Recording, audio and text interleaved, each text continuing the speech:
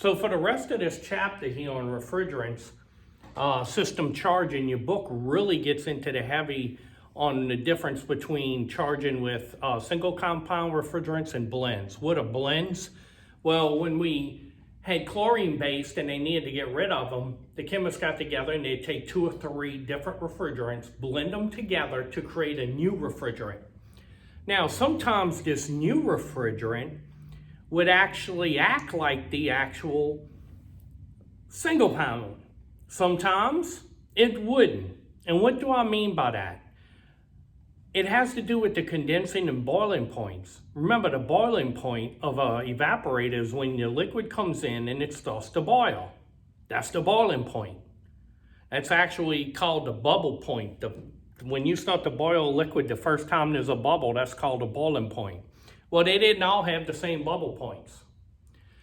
And so these blends would end up acting a little bit different. They would fracture. So we have some, starting on page 279 in your book, all the way through 282, we're going to see the need for these. See how they have a tank right here with a dip tube in it? That's what your recovery tank does. Now, what we're going to do here is, since I dropped the phone, hope none of you got dizzy. We're going to discuss, we're going to talk about these and break them down now, okay? So let's talk about these words. These are on your EPA exam. They want to make sure you know the difference between blends and single compound refrigerants. You have to learn these terms. So let's discuss this real quick. So here's an evaporator coil, okay? Can you see that? Right there, there's your evaporator coil. The liquid's coming in, and the air's coming in from the room.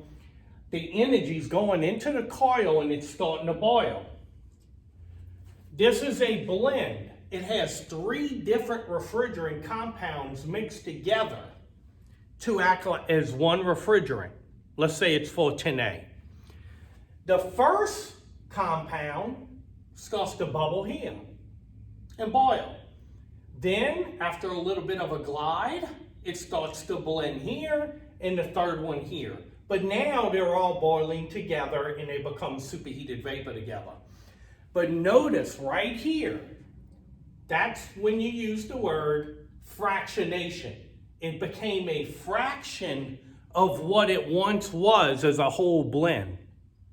It's fractured. That word will be on your EPA exam, fractionation. And it had a temperature glide right here. There was a difference. Notice the whole refrigerant wasn't boiling. So you lost a little capacity here because it's through the latent heat of vaporization, the boiling point, that you absorb the most energy. So during this temperature glide right here, you lose a little bit of capacity during the non-boiling of the whole refrigerant. Here it's all boiling again. So that's temperature glide. That's the phrase temperature glide that you'll see on the EPA exam. Fractionation and temperature. Now, here is another example of fractionation. If we take the tank and set it upright, and there is 3 compounds in it, 1, 2, 3, guess what? The one with the smallest molecules under pressure will escape first. So you can see the blue one has a greater amount coming out. See that?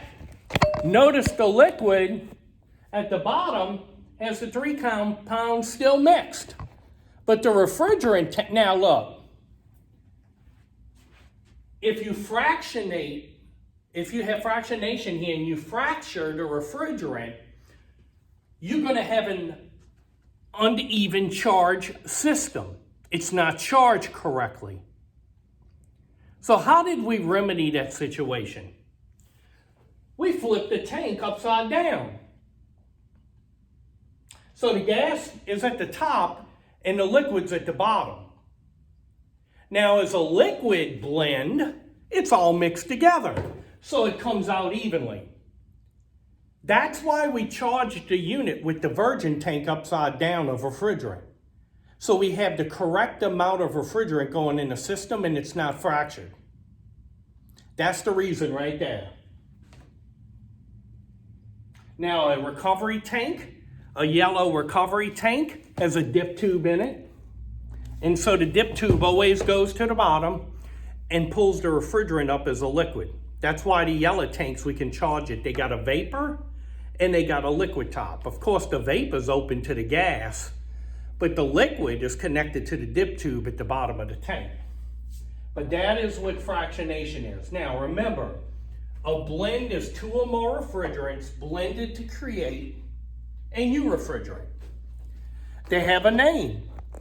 If you put 3 of those together, 3 different refrigerants in a blend, it's called a ternary blend.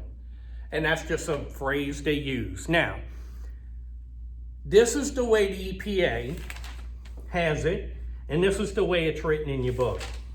Right here on page 279, you can see right there, they have these terms. They can sound a little confusing. They're near azeotropic, and the azeotropic blend. Now, azeotropic, zeotropic, and near azeotropic. So what are these blends? Let's discuss this for a second so you can understand how these are categorized. This will be on the EPA exam like this, so I'm gonna break it down simplified for you. So it's very important you take notes here.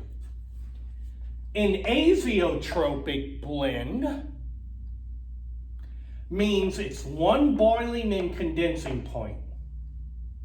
It acts like a single compound refrigerant. So whatever the blend is for an azeotropic, it will start, all 3 of them will start boiling at the same time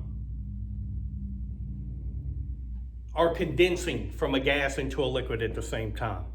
That's azeotropic. The next category they have is near azeotropic, which means there's a small range of condensing and boiling points. A very small temperature glide, a very small one, which means what? It's not even noticeable. So you have azeotropic blend with no temperature glide, near azeotropic with a small temperature glide, and now we have the last category of a blend. This is, like I said, this is all in your book on page 279. You can text me if you have any questions about it. Zeotropic. A greater range of condensing and boiling temperatures.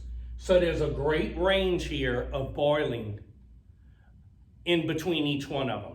The temperature glide is noticeable. There's a greater temperature glide. So there's your 3 categories.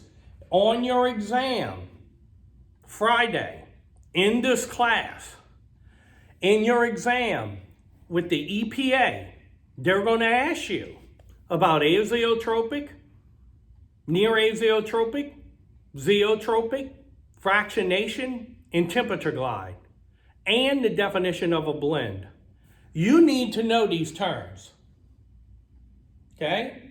You have to know those terms. You're an HVAC and you're a technician. These are technical terms. There's not that many, and I tried to simplify it in a way. If you read it in your book, it becomes very complicated. But if you look at it like this, it's not. If you didn't get it, watch the video a second time and you'll get it. Or a third time, or call me and I'll tell you about it.